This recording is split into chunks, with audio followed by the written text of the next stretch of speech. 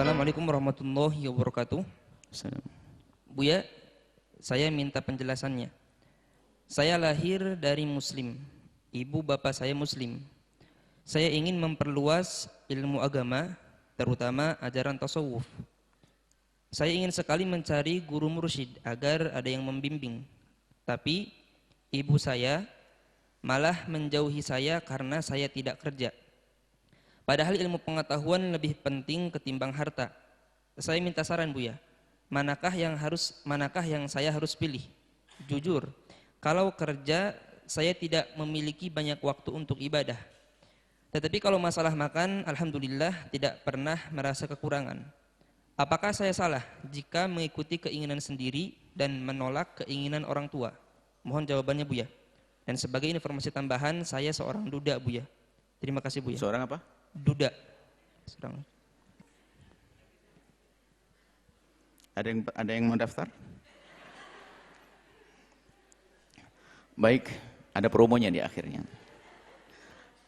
Anda punya niat baik, ingin mendekatkan diri kepada Allah. Saya mulai dari yang urusan dunia. Anda katakan bahasanya urusan makan Anda alhamdulillah sudah cukup. Cuman pertanyaannya siapa yang mencukupi Anda? Jangan-jangan Anda ngerepoti orang lain. Makanya mau belajar ngerepoti orang, ya nggak benar. Anda sudah punya anak barangkali. Kalau cukup memang sudah dijamin wa min dabbatin fil ardi illallah rizquha. Tidak ada yang melata di atas bumi kecuali Allah cukupi. Caci cak ada makanannya. Jadi makna cukup itu siapa yang mencukupi? Mungkin Anda orang yang sudah punya mandiri ekonomi dan seterusnya, Anda tidak membebankan ke orang lain. Ini harus Anda pahami dulu. Jangan mentang-mentang cukup, wah yakin pasti dikasih rezeki Allah. Pasti dikasih. Anda nganggur di rumah dikasih. Ada orang kasihan sama Anda. Kan sudah dijanjikan di atas bumi akan dikasih. Cuman hidupnya orang yang begini itu nggak baik. Ngerengek, meminta. Itu kan kefakiran yang dicari orang suka minta-minta. Tapi ingin tahu dulu dia. Kalau memang Anda sudah mandiri, oke selesai. Kemandirian Anda, alhamdulillah. Kemudian, kerinduan Anda untuk belajar. Yang kedua adalah ilmu tasawuf. Nggak cukup. Ilmu tasawuf saja. Ilmu zahir dulu dong. Dibarengi dengan ilmu tasawuf. Kalau orang tasawuf tapi nggak ngerti fikih wal mitafaqah, itu tazandak.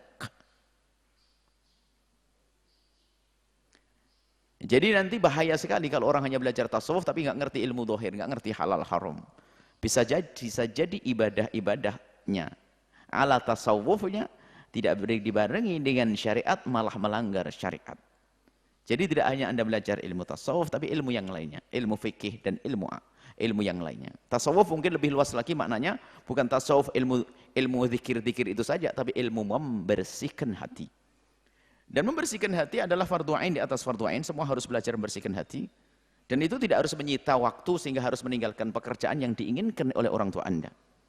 Kalau ilmu membersihkan hati tidak harus menyita waktu dan menghabiskan waktu sehingga Anda harus melanggar orang tua Anda. Anda bisa menggabungkan. Sambil mengikuti permintaan orang tua Anda sambil belajar kok. Apalagi sudah duda berarti punya anak barangkali. Apa mau? Ini yang aneh. Anda mau mondok di Al-Bahjah, anaknya 5 kok tinggal di ibumu. Ini kan kurang ajar namanya. Cari nafkah, beri nafkah untuk anak istri dan untuk istri-istri, untuk anak. Nah, sini sudah nggak ada ya. Dia duda tadi ya. Untuk anak-anakmu. Baik. Kemudian apakah saya harus nuruti orang tua atau saya boleh melanggar orang tua? Boleh melanggar orang tua dalam satu keadaan. Jika memang yang Anda perlukan itu urusan dengan fardu ain. Urusan wudhu Anda belum bisa, urusan sholat Anda boleh, Umi saya harus belajar sholat dulu. Tapi kalau itu di saat tidak bisa dipadukan. Misalnya Anda terlalu bebel sehingga belajar sholat saja harus 24 jam. Ini sepertinya nggak sampai seperti itu. Orang-orang paling cerdasan yang paling rendah pun untuk belajar sholat fardu ain tidak harus dia itu menghabiskan waktunya 24 jam hanya untuk belajar sholat. Bisa mengambil sehari 1 jam 2 jam selesai untuk melakukan sholat. Artinya tolong orang tua tetap dinomorsatukan, dihargai. Kalaupun harus minta izin yang benar. Banyak orang tua itu melarang nikah, melarang yang lainnya memang karena gaya kita merepotkan. Takut orang tua tambah repot nanti. Kamu belum mandiri kok mau nikah lagi. Kamu belum mandiri punya anak mau mondok. Terus anakmu siapa yang ngurusi? Kau berikan kepadaku. Bisa saja kekhawatiran ibu semacam itu. Maka Anda kembalikan diri Anda. Kalau memang Anda sudah mandiri yang repoti orang tua, Anda sudah cukup. Anda boleh mondok pun tidak ada masalah. Tapi jangan sampai mondok lalu membebani orang tua. Sudah pernah menikah lagi duda kan Anda? Nah, berarti waktu Anda sudah pernah mandiri dong. Jangan repoti orang tua Anda. Tapi kalau ternyata Anda bisa sambil bekerja, nuruti orang tua, sambil menuntut ilmu, itu hal terbaik. Orang tua Anda senang, dan Anda mendapatkan ilmu. Banyak orang tertipu, mementingkan urusan dakwah. Ada yang ngurusi dakwah, istrinya suruh jualan di pasar. Kamu ini bapak suami gila itu. Dia dakwah keliling ke sana kemari, istrinya suruh jualan di pasar. Setiap pulang minta, mana duit untuk dakwah. Oh, dia pemalas alasan dakwah dia. Dia bukan juru dakwah, dia pemalas dia itu. Kau yang duduk di pasar, dakwah itu, jihad itu. Istrimu biar mulia di rumah. Kalau istrimu harus ikut ke pasar membantumu, wajar membantu. Suami istri mungkin karena pingin lengket terus, istrinya dibawa ke pasar, oke.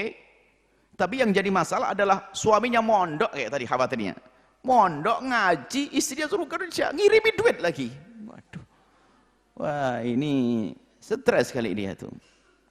Anda sebagai seorang laki-laki harus tanggung jawab. Baik, seperti Anda kembali kepada diri Anda sendiri. Jika Anda sudah tidak merepotkan orang tua Anda bisa mandiri. Bahkan mungkin Anda bisa membantu orang tua Anda boleh pergi mondok, boleh. Belajar agama yang khusus, tapi bukan tasawuf saja. Ilmu fikih harus Anda pelajari. Tapi jika ternyata Anda masih merepotkan orang tua, ya dengar dong orang tua. Tapi Anda pun tidak harus tidak belajar. Anda bisa belajar, mencuri waktu, dan itu hebat. Anda sambil membantu orang tua, dekat dengan orang tua, Anda menghadiri majelis semacam ini, ngaji semacam ini, kemudian ditambah nanti habis majelis dengan ustadz-ustadz, ya belajar fikih 1-2 masalah sehari, nanti semakin hari akan semakin banyak. Ya, sedikit demi sedikit lama-lama juga jadi bukit ilmu yang Anda dapatkannya. Wallahu a'lam bishawab.